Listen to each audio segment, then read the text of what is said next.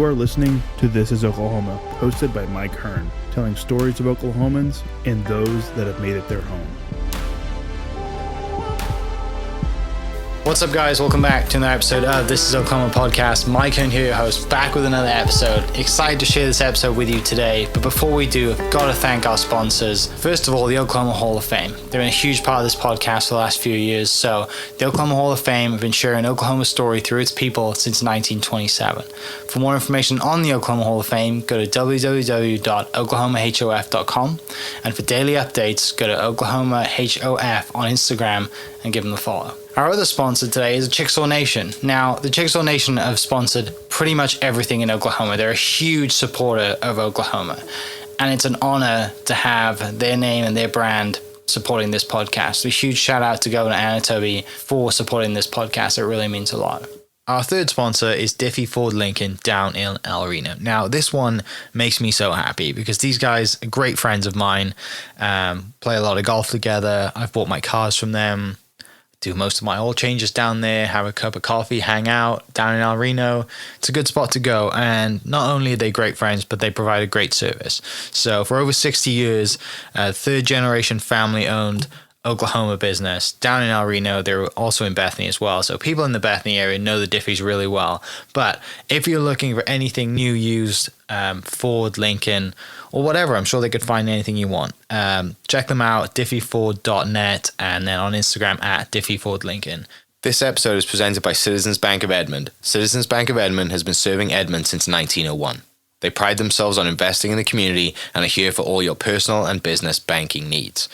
For more information, go to mycitizens.bank and follow them on Instagram at citizensedmond, as well as go bank there, because I bank there too. It's been a fantastic personal experience for me. I've had my podcast account there now, my podcast business account there now for 4 years now, I think, and it's been fantastic. So definitely worth your time. They're a great group of people, and they're always there to answer the phone when I forget my password, because I seem to forget it daily. So yeah, go to Citizens Edmond and check them out. It's been awesome. What's up, guys? Welcome back to another episode of This is Oklahoma. Mike and your host, back with another episode talking soccer, football for people listening, and just consistency, I guess, not to confuse people. I would call it soccer today against everything in every fiber in my being, but we're going to talk soccer today, specifically futsal, which we'll get into that. But gives me great pleasure to welcome Kit and Garret to the podcast from Invicto Futsal. You guys have been in business quite a while. So I'm excited to talk about it. Yep. Got some cool things coming, new facility. Oklahoma City soccer scene has been growing. I've been here 13 years now, and it's been growing since I've been here, which is a pleasure to see. But yeah, I would love to dive into everything you guys do. But before we start, how'd you guys meet? Let's start there. Well, thanks. First, thanks for having us on. Yeah, this is absolutely. awesome. Really appreciate it. But we played college soccer together. Actually, he was better than me, and so he went kind of the big school route, the Division I route. Okay. And I stayed a little bit more local. And but life is life, and we ended up. He had a year of eligibility left, and so I was super excited to get him to come in as a striker for us my senior year. So we got to play together for a year, and that's really where we kind of like hit it off, and kind of where this whole futsal thing, I guess, kind of ignited was there through conversations there. We played a little bit in college for practice. Yeah, because my brother was coaching at the time. And when I came back from, I think that was L.A., I'd already been in New York and L.A. playing futsal. And when I came back, these guys were like in a gym on the south side and just playing futsal, right? And so, I think it just kind of clicked over that, right? Like there was something that was shared between us that was awesome, right? It's a great sport, so. Yeah. How do you guys then individually get into playing? Like, because it's a little different in the States, right? You've got all these other sports to play, right? Whereas kind of how I grew up, it was like rugby or football you played. But out here, you just like... Lucky. Yeah. Not, it's soccer people are a different breed, in my opinion. So, yeah. Right. How do you guys individually get into the game and fall in love with it, too? I I started when I was like 4. It was just a thing. Like parents put me in it, so because I was running around the house like a crazy person probably, so they just wanted me to run off some steam. So I started playing there, and it's just kind of like everything else. You start to really like the things that you're good at, and so I was doing pretty well, and so I just kind of fell in love with it. I played some other sports though, like you said. I grew up, played a little bit of football and stuff like that. I even tried baseball, couldn't do it. But it was I was bad as well, so that probably contributed to that. But it didn't take long for me to like kind of just want to focus strictly on soccer. And I actually wasn't even introduced to futsal until we got into college. And then now, as much as I love soccer and coaching soccer and playing futsal, is like I absolutely love it. It's just it's incredible because they are two different things. One helps the other, but they're certainly two different things. But yeah, I grew up in Weatherford and played there all the way through high school, and traveled up here to Oklahoma City all the time because that's where the competition was, and ultimately ended up at Mid-America playing for college. And so And I think it's funny too, because it's like both of our introductions into the sport of soccer are so American, right? Like, hey, we got to blow off steam. Let's put our kids in something. And then for me, it was like, I was the youngest of 4 boys, but it was like, okay, let's get all these boys into soccer so they have great footwork for baseball. Right. And so, and I think in both of these scenarios, what was interesting is we end up just falling in love with it. Right. In fact, I got to play T-ball. And I struck out. And I also, my mom... Struck out in T-ball? He will tell you my parents are the most competitive. Dude, my parents, they're not bleacher creatures, right? Which is a thing in today's culture. They're not bleacher creatures, okay? Right. But ultimately, like in day-to-day life, my parents are the most like competitive people ever. And so, yeah, it was like years later I realized my mom made me the pitcher on the T-ball team because I sucked. But I think the point is like where you grew up, like you said, you had rugby and soccer, which that's the culture. Yeah. The culture here is much different, right? The culture here isn't like, oh, go play this sport because it's what we do and it's a part of, what we watch and the food. When we eat food, it's so much different, right? And so, full circle, we start in this most American way, and now we've come here all these years later. So right. It's a very interesting kind of tale, right? Yeah. You referenced a little bit like soccer and futsal, they complement each other. Tell me, for people listening that have no idea what futsal is, tell us the big differences. Well, let's start with the similarities. You use your feet. Yeah. Other than that, it is a completely different sport. Okay. And the way I describe it to like just people around the block, right, is it's like jiu-jitsu and taekwondo. Both martial arts, very different, right, art forms. And so, like with futsal, half the amount of players on the field, right? 5 on each side, less than half. 5 on each side, like basketball or like hockey. And then no throw-ins.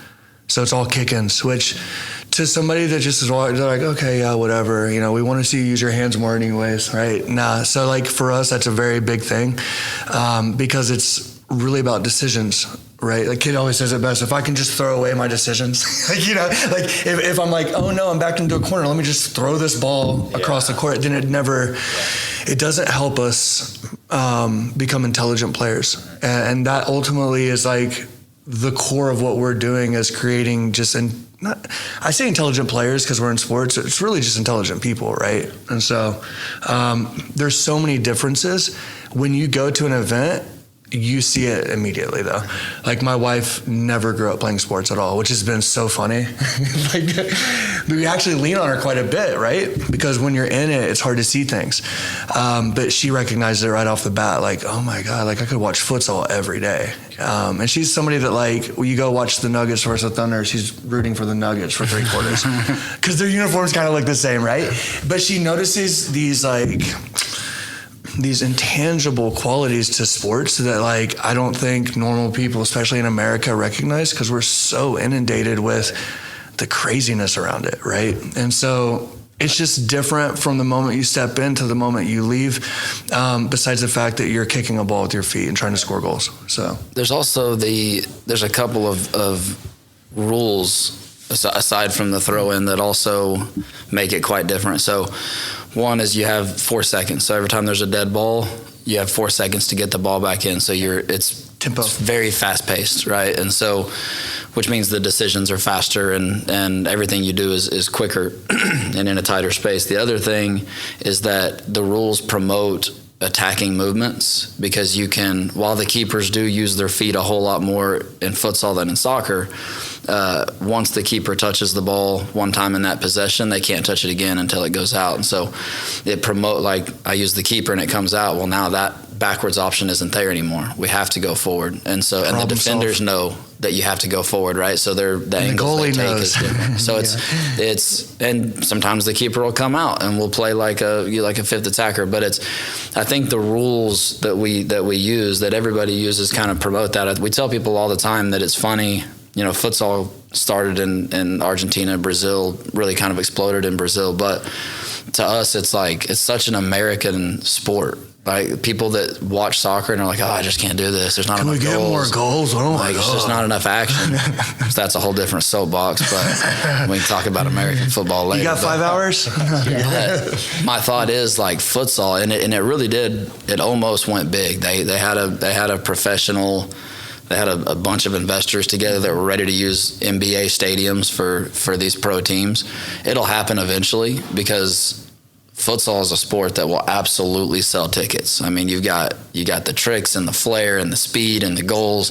You got everything that Americans want, right? So it's like, to us, it's funny. It's such a Brazilian. People think Brazil when they think futsal, but I'm like, this is an American time bomb. Yeah, because you would never see like Shaquille O'Neal as a striker for Tottenham Hotspurs. Okay. Right. You might see Shaquille O'Neal as a type player, as a pivot, as a point player. Because his footwork's insane. And in futsal, like, you could use his size. Yeah. Like, for instance, we took, so in our sport, 07, 08 means you were born 2007, 2008. Yeah. And so our first trip to Spain was with one of our best groups, our high school boys. And so they were 07, 08, so, 15 years old. And we got to play against Barcelona. And, like, the Barcelona in Catalonia. Catalonian rules, by the way, which are different. And so what was interesting, though, is we had been kind of watching them in advance. We don't want to go to Spain, and then our boys not be prepared, right? And then also, we don't want to go to Spain and then Barcelona just doesn't have a good experience. So we did our homework, and what we noticed was they actually had a pivot player that was like my size. He would come in 3 or 4 minutes, he would get the job done, they would sub him back out. And that's different than American culture, though, right? Because they are understanding, like, the game was asking for that, and everybody in that group kind of came around and said, we understand that. And so when he talks about the American side of the game, it is super American. We're just not there yet, right? And so I can't wait to see a Shaquille O'Neal on a futsal court, though. Or like LeBron James, Yeah. So it's obviously it's a court, not a field, right? Indoor, as predominantly indoor as well.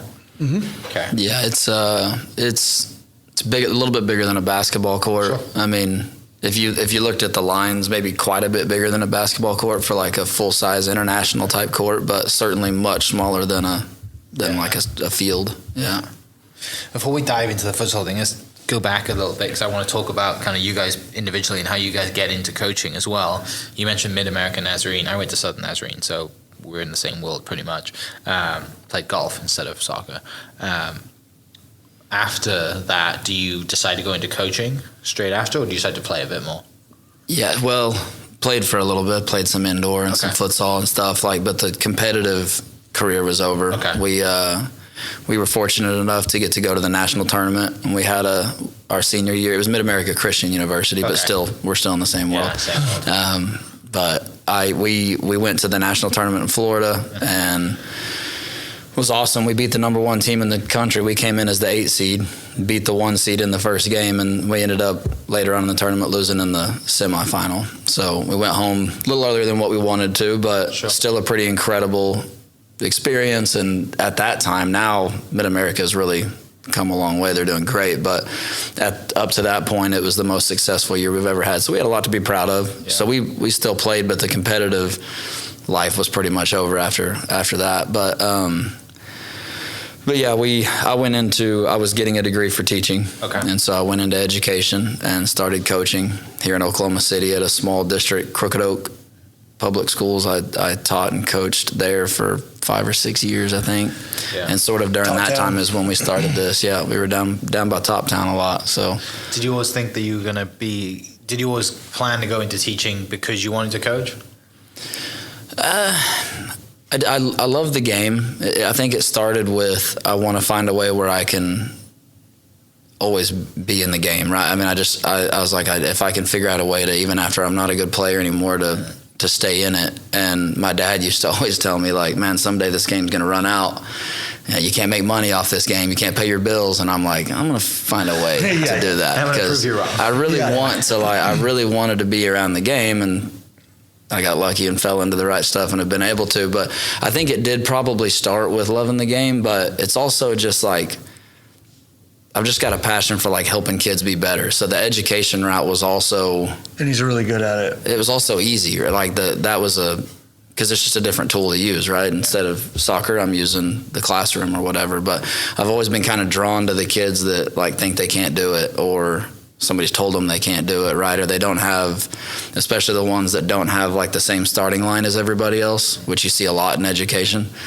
I want to help them, like, let's get you up to that starting line where you have a fair chance with everybody else. So the education thing was great. It was an easy transition from the athletics too. Yeah, and you're still teaching today, right?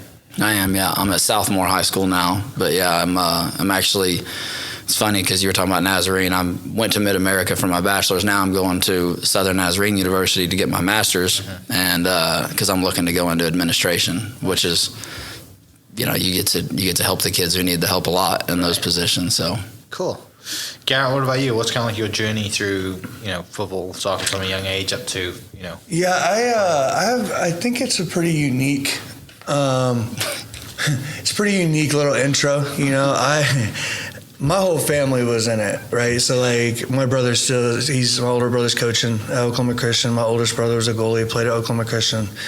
And so for me, my parents also said, you need to think about life after soccer, which when you're telling a 17-year-old kid that, it's not like... there is no life after soccer. Yeah. So I literally, I don't know, I don't think it's narcissism, but I wanted to be a pro player, but I also knew that I wanted like a top education. Mm-hmm. And so I was getting some really good offers. At that time, there was a thing called Project 40, which was going to allow players to actually go enter into the draft, play on a USL team for a year, and then sign into MLS team, right? And then if you didn't make it, they'd pay for 4 years of college. I was like totally wanting to do that. And my parents were like, yeah, you're not doing that. I went the opposite way, though. I chose the United States Military Academy at West Point. Okay. And so I ended up playing for Army for 4 years. While I was there, and it was funny too, because I actually went in, I was like, well, if I go in there, I can be, if I'm not a professional soccer player, then I can be the president of the United States. And then I'm like, or I can be a professional soccer player, then the president. Yeah. So like, it's not narcissism. It was just like, it was really like, I was just super confident, right? Still on track. And so, yeah, still on track. We got it. But it was this unique thing again, where it was really about helping other people. Yeah. Right. And I mean, genuinely. And so it's just interesting because while I was there, we were playing futsal a lot because it snows all the time.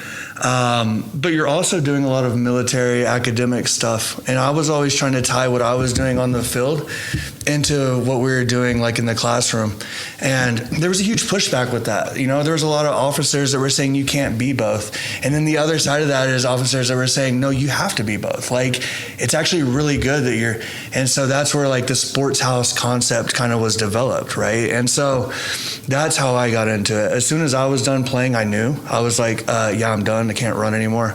And that's when this thing kind of was like I said, I'd moved back, noticed that everybody's kind of playing futsal in these gyms, unorganized. And that's when I said, man, right when I met him first, I was like, dude, he should have been at West Point. Like he was the one that, and I said it all the time. Like if he would be a 5-star general, we wouldn't be talking to him right now, right? He'd be deployed on some ship somewhere. But when I met him, I thought, this is the guy. This is my final two. Like if we're in Big Brother, this is gonna be my final two. Yeah. And 14 years later, I mean, I called him over to a secret meeting, right? Yeah. Nobody knew about it because I didn't want other people to, because people were so excited to be in those gyms playing futsal. And nobody knew about it. We didn't have social media. Well, we did, but no one was using it. Nobody could care less about Facebook in 2011, right? 2010.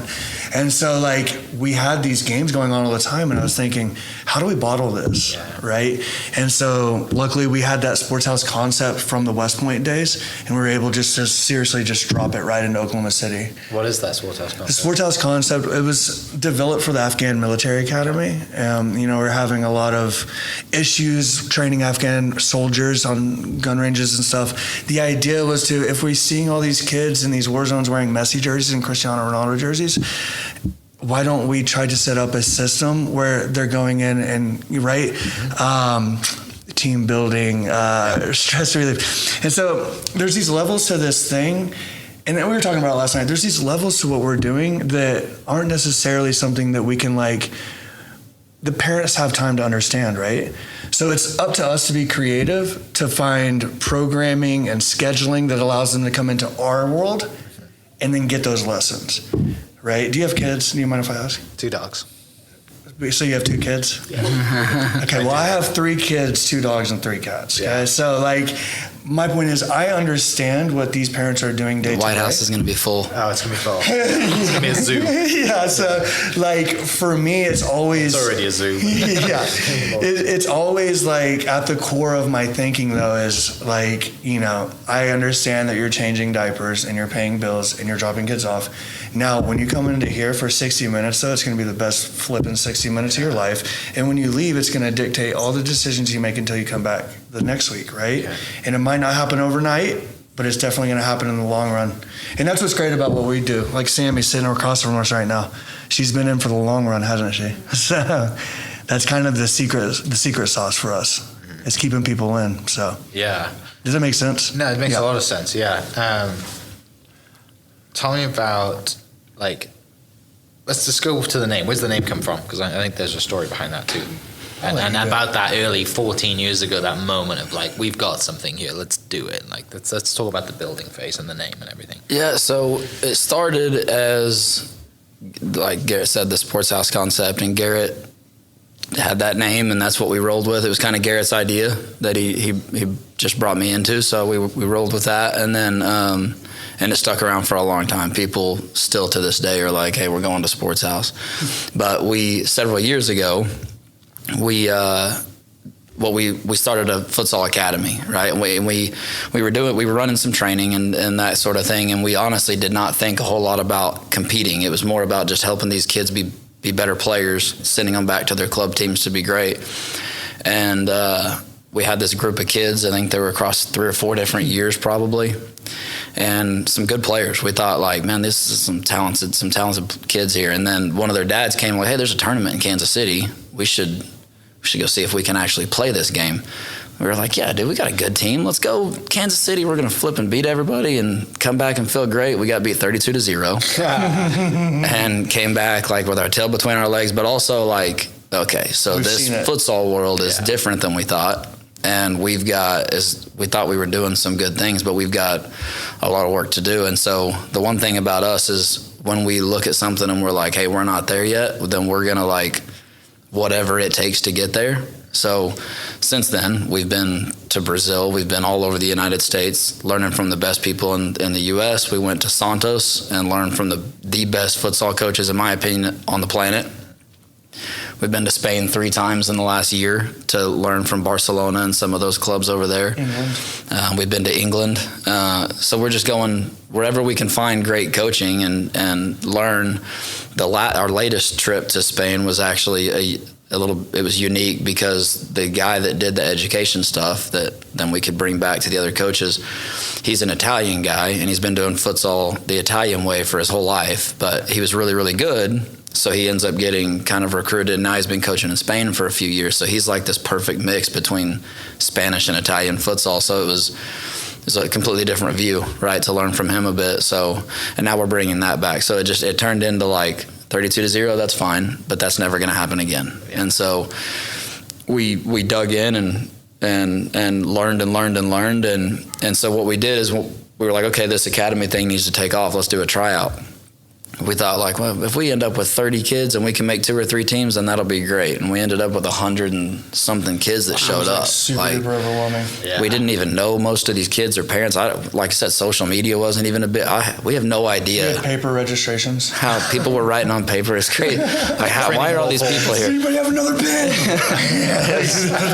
So we ended up putting all these teams together, and then just overnight, it was like us on a whiteboard, like, we have a full academy. We have no idea what we're doing. None of us have. We have zero experience in running a club. But we were all leaders, and we all understood what it meant to like have a group that depends on us. Mm-hmm. And so I think that was something that like we knew that maybe we weren't admitting it at the time, but we were never gonna let that overwhelming whiteboard of names like be like, oh, we can't do it, Yeah, because you see the value in the product that you have, and you know that you're changing lives on and off the court, field, whatever you want to call it, right? Because of the decision-making skills and the building of the skills that you're talking futsal specifically does to people. And you also referenced bringing people in to do futsal and then sending them back to their teams to be better players. Yes. That's within the sport, right? But also outside of the sport, making better decisions. And I would assume it makes more of an impact now than it did back when you started, because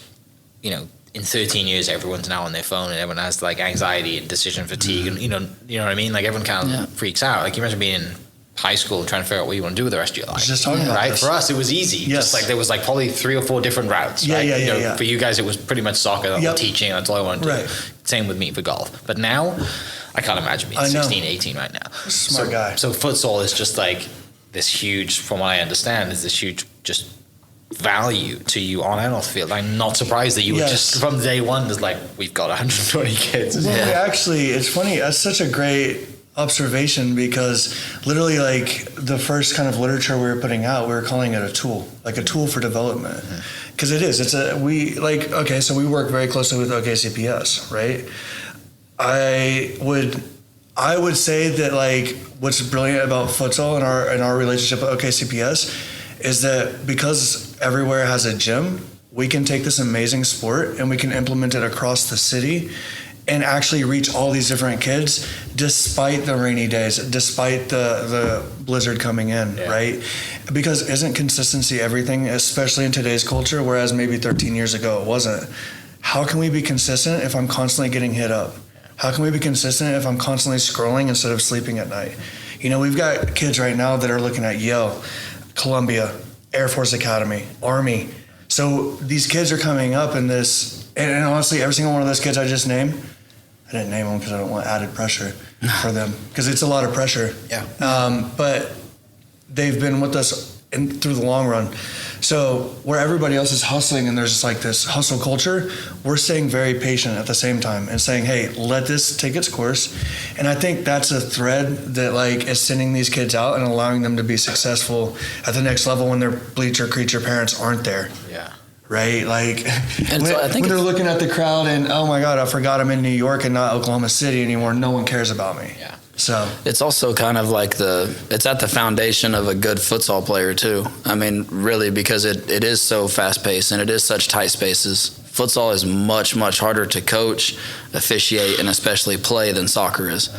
It's tighter spaces and it's faster. It's just a fact. All the problems that you have in soccer that make soccer difficult, right, are compounded by 600% or so when you put them on a futsal court. So to be able to have all of those problems and have all of this chaos and have zero time to make any decisions, trying to think 2 or 3 plays ahead when 2 or 3 plays ahead might be 2 seconds from now, is to be able to like calm down and be still in that moment is what develops a great futsal player. But it's also when we send these kids out into the real world, when they're done with futsal, like how much far ahead is a kid going to be, or a young man or a young woman going to be, when they can just take a breath and relax through all this chaos that life, because it's not going to slow down. It's just getting crazier and crazier. But which goes back to like the points he was making earlier, even about the rules. One thing we really love about futsal and why we're so stringent on the rules, and I say this all the time, I am not a rules guy. Like I coached you, you've been around me, played with me. I will take rules and I'll turn them on their head and try to win. But I love the rules on the developmental side because, like he's saying, if I know that the goalie just touched the ball, okay, if I'm 10 years old and I'm playing in a game and it's just people all over me, and I realize that the goalie's already touched the ball and played it to me and I can't play it back, I mean, think about that as a 10-year-old dude. Like, and if I do play it back, everyone's like, oh my God, what'd you do? And freaks out. You have to be able to then turn something really bad into something really good. Oh, let's move back. Let's go. Let's react, right? And so you'll see us all the time. Like our older players, it's almost like, dude, are they having fun out there?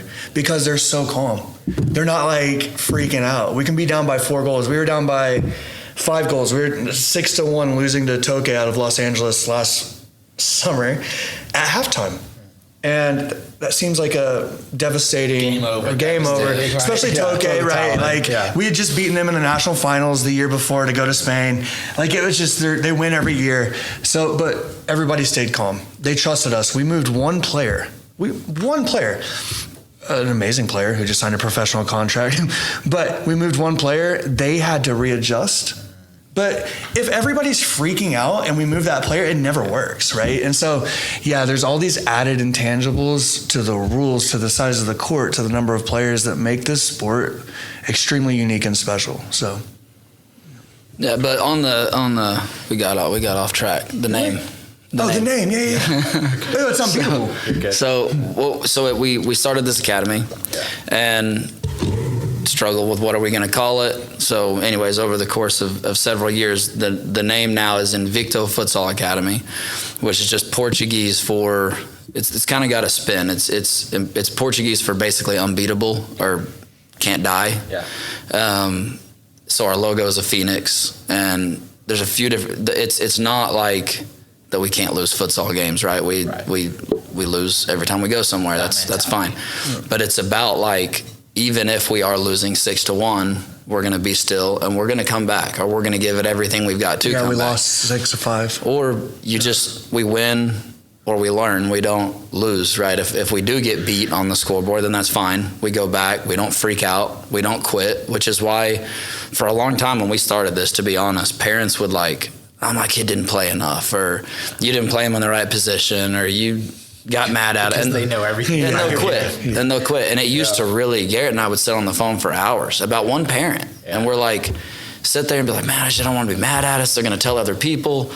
Now, don't care. I just don't. We don't care, because at the end of the day, if you leave, it's a disservice to your kid. That's on you. And especially at night, if they've got like a genuine concern, then we will talk to them all the time. But it's about like, I'm not going to do what you're doing, right? I'm not going to allow, okay, we went to Memphis or whatever, we got smacked around for 3 games. Well, that just means we need to go to the gym. We need to work harder. We don't need to go find new players. We don't need to fire the coach. We don't need to change the methodology.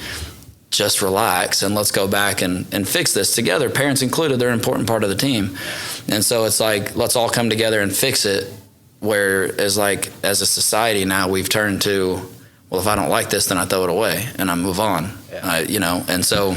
Well, that's even like for the logo, because because it went from Sports House, and then when our academy started getting big, we said this needs to be a different name. We called it RISE, Revolution in Soccer Excellence. Yeah. And then through some situations, last fall we said, hey, we're not really trying to be a revolution in soccer excellence anymore either. We're futsal because we're futsal, not for soccer anymore. Yeah, and so we took the one-headed phoenix and we made it 2 heads. Now it's looking the east and the west, and it's 360. Gotcha. So it's not this one-dimensional type of project anymore. It's this 360 view of what's actually going on, and that's what's beautiful about it too. Like when you talk about parents, What's great about what we do, as opposed to like maybe an outdoor club, is if you're not playing in an outdoor club situation and you're going to these events and it's just not working for you, then that's it for the club. If that happens with us, then maybe you're stepping into an extra training session during the week. Maybe you're sliding into some open play. Maybe you're finding some extra striking sessions at our gym. So we have this safety net that allows you to kind of fail, for your parents to get pissed off, for us to talk it out if we decide to, and then to figure out how are we going to get you back to that line that allows everybody to be comfortable and for all of us to win, right? And again, it goes back to the winning and so it is just unbeatable. Like we become Invicto, right? So even if you like, the idea I think is even if you have more points than us at the end of the game, you didn't beat us. Like we refuse to be beaten, right? We're going to come back and I think it also too. Maybe it's just more about us so that we can sleep at night. Well, I was gonna say it is reflective, though everybody's got problems, right? But it is reflective also of like kind of how we came up, some stuff we didn't talk about growing up. But like my mom had cancer for 8 years and finally passed away after a obviously heroic battle with it. And but it was like, one, I found peace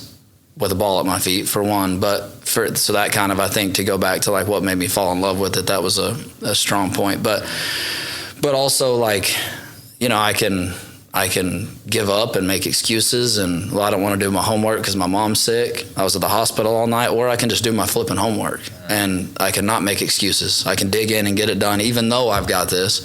And that's just kind of, I was lucky. I think I had the right mentors that told me that, and so I did it. And so that's how I do everything now. It doesn't matter how much pressure there is or what goes wrong. We started this, worked our butt off to get somewhere inside. We spent literally every dollar that Garrett and I had in our bank account. We like couldn't pay bills that month. Wife was ready to kill us because we had to buy these tiles. We got to have this futsal court, so we buy these 90-year-old futsal tiles that were so disgusting. Put them down, super excited. And how long was it after that? Like a week. We didn't have it in there very long, and a tornado comes through. Little bitty tornado. It tore up like 3 buildings and destroys everything that we had. Sammy saw it. Destroyed everything. We had futsal balls like in trees 400 yards away, trees on the court. It destroyed everything we had. So again, you can be like, well, we tried, right? We tried to start this. Wasn't meant to be. Or we can be like, no, we're gonna do it. I was like Lieutenant Dan and Forrest Gump, and I was like, is this all you got? Is this all you've got? Like, so we kept going. We ended up getting a new facility. Problem, we were sort of in that with another group that was leasing the other half, and things were going pretty well. Both of us, I felt like we were doing well. I thought the other group was doing well, but they came in and were like, hey, we're leaving, so you guys can take over the whole lease and pay our side too, or you can get evicted. Yeah. And we were like, okay, well, the budget doesn't really allow for that. But we were like, well, we can quit or we can dig in. So we dug in, we took over the whole place, moved from there to a place in South Oklahoma City that went from 2 courts to 3 big courts, a much larger facility. But still, we've never been where we like are in control of the lease, where we control our hours completely. We make all the decisions. And we've just known for years we're going to get to a point where we have to be able to make all the decisions. We can't have a futsal session being canceled because a volleyball team needs to come in or something. So we finally, like, it's time to just jump off the deep end and do this. And so now we have, and that's actually kind of the cool big thing right now is we're a month away maybe from moving into finally our very own place where we're in total control finally. Dude, that's so good. Yeah. And it's going to be a completely unique space, I think, to the entire country. And, you know, just really fast, we talk about how, we've gotten our pieces of methodology from Brazil, Spain, Italy, all these different places, right? Ultimately, at the end of the day, we bring all those back to America. And when we bring them back to America, because we're in America and kids are so busy training 3 or 4 times a week, playing 6 games a weekend, doing all the other things, right? I don't know how they do it. I don't either. My kids don't. Then it's about having this space, like I said earlier, where you're coming to us. We're meeting in the middle. We're going to all these places. We're bringing it back here for you. Now we've got this facility that is going to be so incredible. You can show up if you're homeschooled and get working during the day. If you want pickleball, come to pickleball. We have high-level cornhole players. Are you familiar with cornhole? I am, yeah. Dude, I mean, you should see these guys. It's been a long time. You should see these guys. I mean, it's incredible. But, it's this place, and, the stadium's coming. And we're going to be right over here. We have a 20-foot stainless steel bar going in, right? Like, it's like Nueva Vida, the new life, kind of. But in our opinion, this is a place where like the cultures, the soccer culture, we talked about how soccer's growing. Yeah, it can grow all at once, but if there's no culture that's everyone's coalescing around. So we want this to be the place, but before you go to the stadium, come get a drink. Yeah. If we lose, go back over there. Yeah. You know, but that's how it is where you're from. Yeah. If we win, come back and get 2 drinks. Yeah. And so it's more of like a cultural epicenter that we're creating there, a place where we want to have a warning sign. Like if you see a bleacher, if someone acting like this, they may be infected with bleacher creature. Like, you know, check their temperature. Like, so, because we're trying to really be like almost over the top, like this isn't working. You know, and I think like for us, the one kind of superpower that we had was when we started this, I was very clear with my wife, my family, even with Kit and everybody else, this will take 10 years. Yeah. It's taken 14. But I mean, we had a tornado and a pandemic and some other things. It'll take, you know. Take those years. Yeah. So we were able to like look ahead and project out and say, this is worth it. And so now that we've done it and it's worked, that's essentially what we're asking people to do when they join us is buy into what we're doing, invest in this product. It's going to continue to get better if you do that. Right. So. Yeah, it's just from listening to you guys talk, it's a lot about that process, right? Mm-hmm. Whether it's a 10-year process of building a business or, you know, or a 10-year process of building your skills as a soccer player and as a human being, you know, it's all about that. And that goes back to what you said about, you know, even if we lose on the scoreboard, we're still not losing, right? Because it's the process, you're still building. And, you know, you got kids who come to you at a super young age and then 10 years later, or even more, they might graduate and go on to play professionally, like you referenced earlier. Which I'd love to talk about too. It's just like, let's talk about the success stories of people you've had come through. Absolutely. You've seen them as that's my favorite kids. thing. I wanted to, you know, I've been doing it for 14 years. I'm sure you've got some examples. So, for sure. Don't hold back on bragging on yourselves in your business right now. Like, no, for sure. I mean, case in point right here, Sammy Ramos. You know, like I was actually telling my pops the other day, because my dad is like a retired 40-year stainless steel, like builds kitchens and stuff. He's building the bar. He built the bar, and he was kind of like pressuring me a bit, like on time, like, hey man, like I'm ready to get this in. I said, hey Dad, everybody that's involved in this project is the best, including you. Right? Like you're the best at building the bar, Kit's the best at what he does. We're all the best. And then we've added Sammy in, who came up in the system, who knows the culture, right? She was there during the tornado. She saw that facility. And so, yeah, like that to me is one of the biggest success stories in my opinion. And I probably don't say that enough to her. But we've got that. We've got this kid, Alex Gutierrez, man. Is it cool if we... don't say the team. I won't say the team name. Yeah. The kid is from Crooked Oak right now. He's going to be moving this summer because he's signed a pro contract. That's awesome. Yeah, and I mean, he walks into a gym and jumps up and can touch the rim with his forehead. You know, and it's like... But he's also a kid that'll walk into the gym when we don't know he's coming and be like, hey, do you guys need any help? And I'm like, man, the 2014 girls second team could really use some help. And he's not like...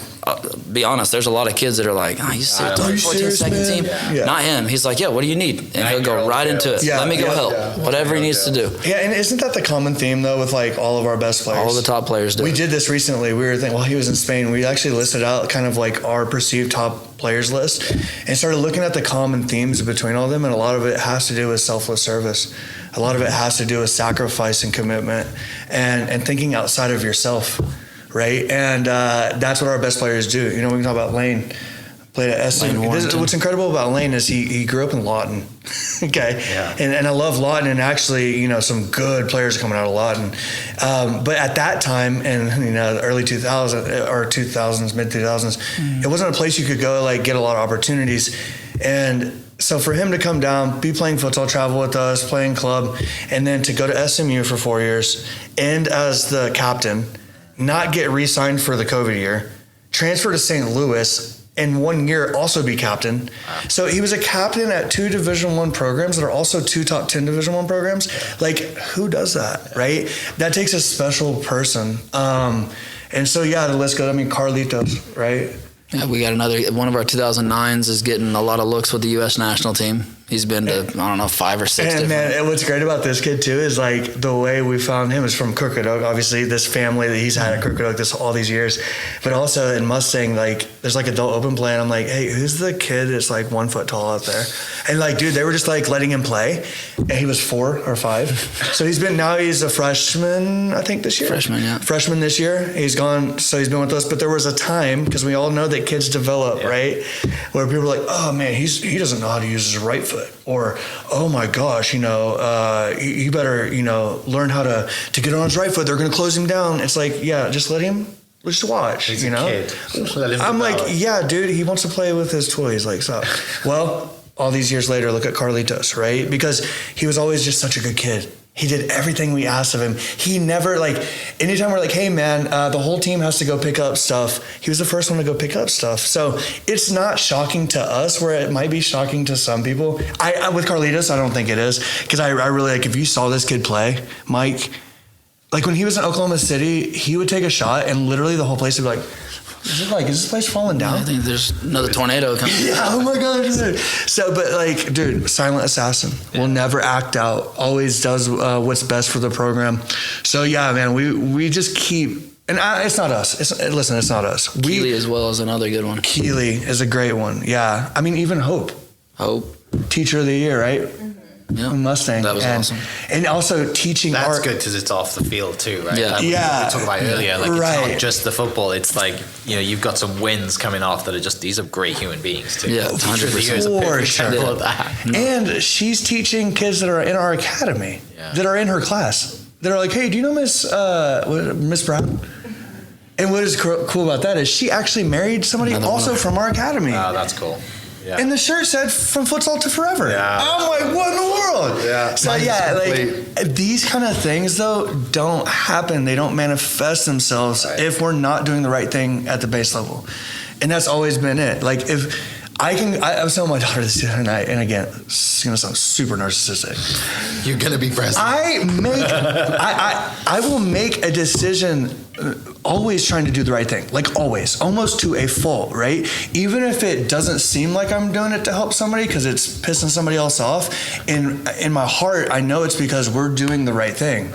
So I'm not gonna jeopardize that for someone who doesn't understand what we're trying to do, right? And so if we know that, and if she knows that, and the build out guys, the electricians, everybody knows that, that's why there's so much energy around this thing. You feel it. I can tell. Well, it's just cool. It's fun to listen to it too, because my dad was my soccer coach growing up, right? And I made the switch at age 12 to go to golf because football and golf went to the same day. Usually they were Saturday and Sunday, but it's the worldwide sport. It's one of the greatest sports in the world, and you don't, like what you guys said, you don't need, doesn't matter what you said about the Afghan thing, sport brings people together. Football brings literally everybody together. Right, for sure. All shapes, sizes, languages, everyone knows. Yep. Wars have stopped. Yeah.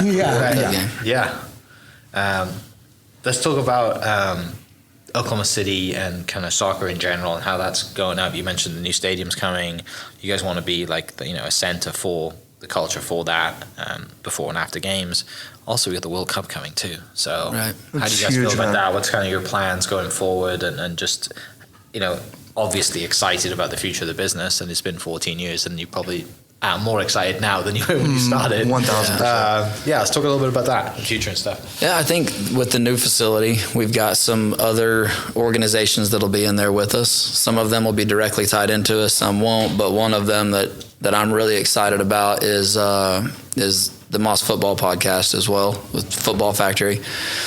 He'll have a studio in there, and he'll be able to run all of his podcasts out of there. But they also just have a great network within the Oklahoma City, very much a grassroots community that are going to absolutely fall in love with the World Cup, and they have a massive outreach with that community. And so I love the idea of them being in with us, and if we have a place that has a cool culture and has a cool environment, then World Cup watch parties should be fantastic. We can't wait to, and that's always kind of been we've been, man, this next World Cup comes, we have to have something that we're in control of, because it's just going to be such a it's here. It's massive. This is a massive opportunity. We can't be handcuffed during that. So luckily now we'll be in a position where we'll just be going nuts the whole World I think Cup. we've always been acutely aware that Oklahoma City is literally at the center of the country, right? And we know the economics of what we're doing. We also know that there's the country, the sport will make a ton of money off of this event. And we know that what we're doing is the right way. And so we want to be able to ride that wave, because it's essentially going to be like our facility, new stadium, World Cup. Yeah. Games are going to be in Dallas, man. Like, that's nuts. So we were around, when did you move here? What year? 2011. Yeah, so like we were around, obviously 94 World Cup was like, what that did for the sport here was... Is that in LA? It was all over. Yeah, but it was like everybody had the crazy hair because it was 94. The U.S. jerseys had the white stars all over them, but it was just like this huge thing because, again, in America, everything needs to be big, everything needs to be flashy. Well, the World Cup is the biggest, most flashy thing anybody's ever seen. So we're acutely aware of where we are in the timeline, where we are geographically, and where we are in the sport. And so that's why we're just so excited to have this centerpiece going in just north of the capital. And because soccer in Oklahoma City, as we continue to like get these players as these players continue to get themselves opportunities at these big schools, right? It's interesting because a lot of these coaches are saying, well, they don't play MLS Next, they're ECNL or the ECRL. Okay, well, they're going to be in Phoenix. I mean, it's just like, how do you identify a player in Oklahoma? And so for us, it's about being that rock solid system where somebody from the outside can say, okay, well, at least they're with Invicto Futsal. They might be in Oklahoma City where they don't have MLS Next, and I think we will eventually. But at least we know that they're there and that they're producing good student athletes that can represent well.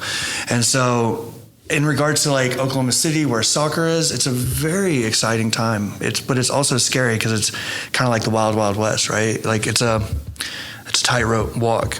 And so we feel like we're right there in the middle of it, though. And it's also kind of a burden, right? Like we feel like it's incumbent upon us to continue to fight the fight and to not let soccer in Oklahoma, as it continues to grow, go off the deep end and become something that it shouldn't be, right? So. Anything to add to that? That was good. That was pretty good, right? That was good, yeah. We care about it, we think about it every day. So it is. I would just say it's chaos. It's asking a lot. I've seen him go through it a bit because he's got, with one of his daughters has been in the club scene for a little bit now. My son loved to play FIFA on the PlayStation and loved to talk soccer with me, loved to watch. I'm a big Manchester United fan. He loved to sit around and watch United with me. But when I put him out there with a ball at his feet, he could not care less. He was just like watching butterflies. One game I looked over there and I was like, he was in the game. I turned around, I looked back and I'm like, where's my son? I lose my son. We're freaking out. I'm like ready to stop the game and he's 100 yards away chasing a kite with some old lady on the field next to us. He just left the game. He was in the game. So it was like, so I was like, okay, well, maybe we'll see what happens with this. He started to take it a lot more serious now. Yeah. And we actually just put him in an academy team where we're paying our dues and doing that kind of thing. But I'm just getting into this. And I'll be honest, like the first thing I asked when they said, hey, you made the team, is I was like, how often am I going to be driving to Tulsa and to Dallas? Because I know for a fact that there are a bunch of other kids his age right here that we can compete with and have a great competitive, atmosphere. I'm not driving to Tulsa every other weekend to get the same thing I can get here.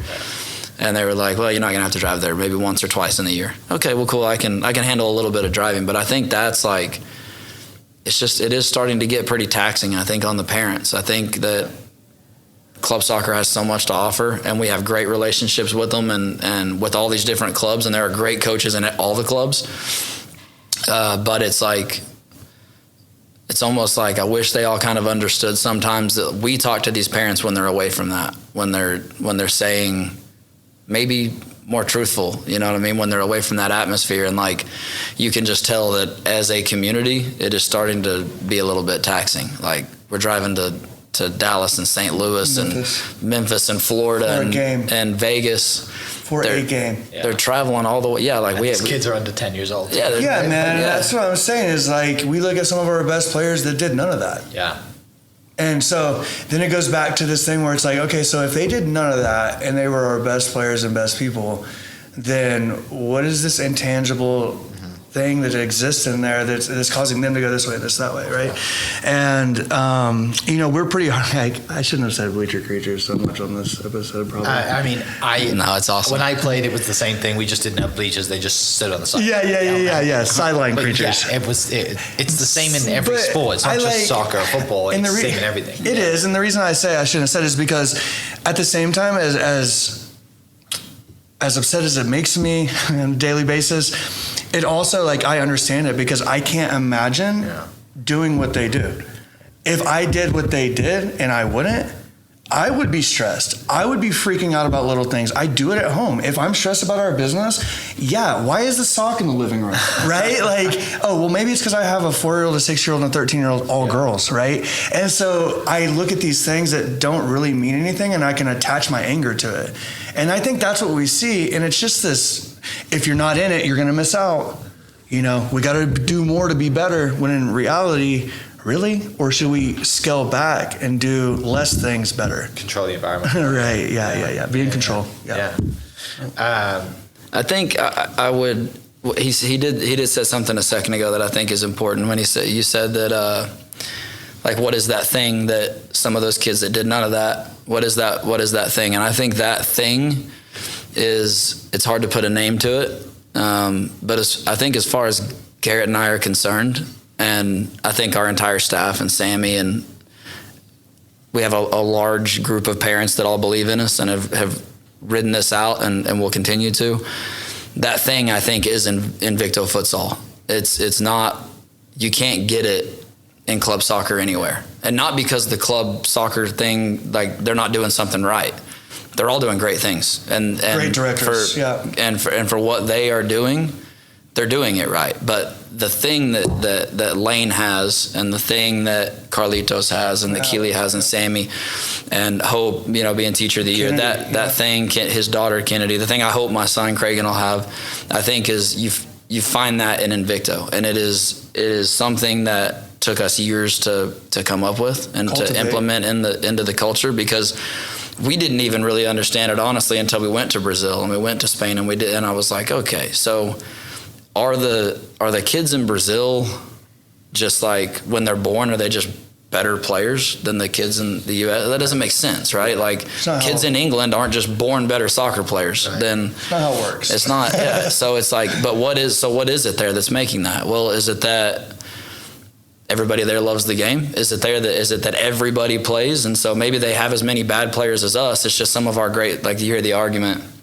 some of the great players are playing basketball for us or football, so maybe we lose some. I can't buy into that either. We're so much bigger than some of these countries, even if we're losing a couple top athletes to track, and we should still be, right? It just doesn't make sense. So to me, it's about the culture, and it's about, like, what is important about when you're a player, and it's the decision-making process. It's the handling pressure. It's the being able to be still whenever things go bad. It's handling issues that do come up the right way, right? And not, freaking out and throwing your cleats across the floor, or a coach, getting away from the process. Because we could certainly, even in that 32-0, we had a way that we wanted to play, and we could have changed some things in that game, and maybe it would have been 20-0, right? 22-0. We were like, no, what we feel like we need to do is teach these kids the right way. And if that means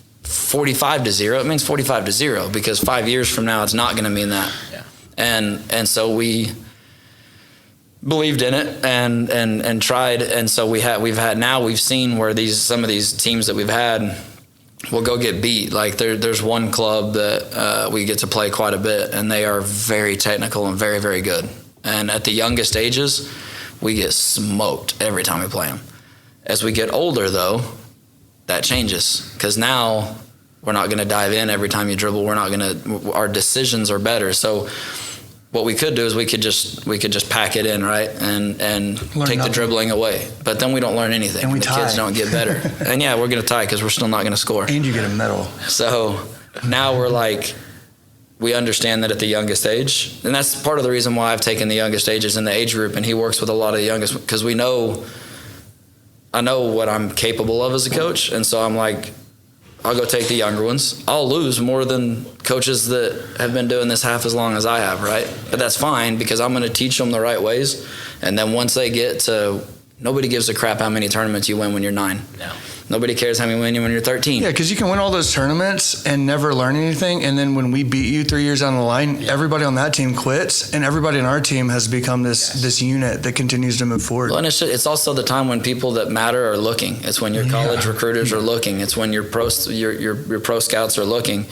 I want to win then, right? I want the intelligent, great player then. I don't care when they're 9. I don't care about their Instagram reel or any of that kind of stuff. So it's, but I think that's an important piece because that's ultimately why we do everything, right? It's that like intangible thing that you see in England on the streets and that you see in Brazil on the streets that we don't have here. Dude, or that we do have here down in Top Town, but those kids aren't getting the opportunities because it costs $5 million to be a youth athlete in America, right?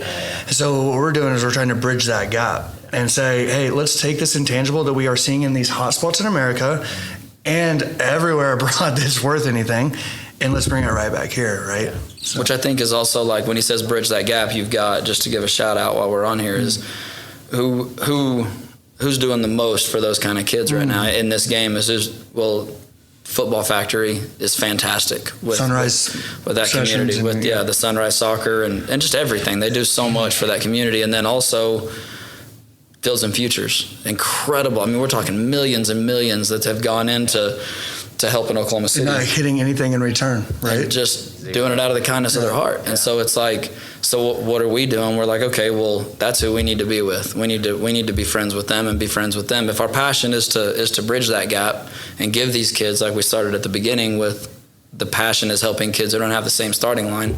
Well, we don't have the money to do it, right? I don't have necessarily even the idea to do it. So where do we go? Well, people already do have the idea, and people have the resources, and people are already doing it. So let's just be one more cog in that machine. And so that's kind of where we're headed now. Yeah, awesome. Let's finish with that. Where do people find you?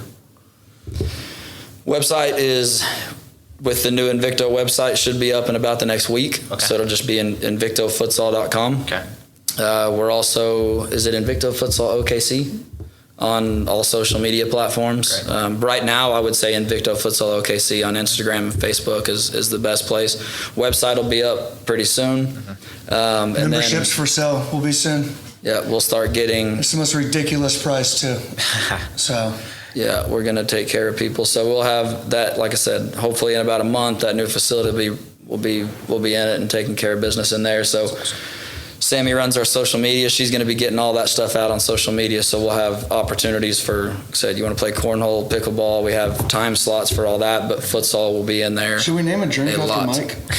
Please do. Yeah. Something about Red Dragon, the greatest national flag in the world. Yes. Either that or Gareth Bale, who's now retired. I'm worried about Welsh football now since he's retired. Yeah. Anyway. Yeah. Well, I mean, that's quite a talent to lose, so. Yeah. You probably feel like I did when Sir Alex Ferguson retired. Yeah, I'm a Man United fan because of Ryan Giggs. So Giggsy, yeah. It's just been complete.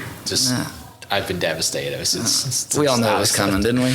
We did, but when Fergie left. Anyway, well, it's going to be a rough decade. It's going to be a rough decade. But gents, it's been an absolute pleasure. Thanks for coming in. Love what you do. I love seeing your passion for it, and it's not. I wrote one thing when you guys were talking. I write notes every time I record a podcast, and one thing I have down here is helping people, and that's what this thing does. Perfect. I love that. And so excited to come by during a game day, before and after, when that's set up, and see the craftsmanship of that bar. I can't wait. But it's green. For people listening, great. For people listening, I'll put the links to the social media and the website, and we'll catch you next episode. Cheers. Hope you guys enjoyed that great episode. Thank you so much for listening. As always, huge shout out to our sponsors, the Oklahoma Hall of Fame, sharing Oklahoma story through its people since 1927. For more information on the Oklahoma Hall of Fame, go to www.oklahomahof.com and follow them on Instagram for daily updates at oklahomahof. Our other sponsor, the Chickasaw Nation, amazing sponsor. They do amazing things for the state, and they're always sponsoring something in Oklahoma. They're a huge supporter of Oklahoma, and without their support, we wouldn't be able to do what we do. And our third sponsor is Diffie Ford Lincoln down in El Reno. Now, this one makes me so happy because these guys are great friends of mine, play a lot of golf together. I've bought my cars from them, do most of my oil changes down there, have a cup of coffee, hang out down in El Reno. It's a good spot to go. And not only are they great friends, but they provide a great service.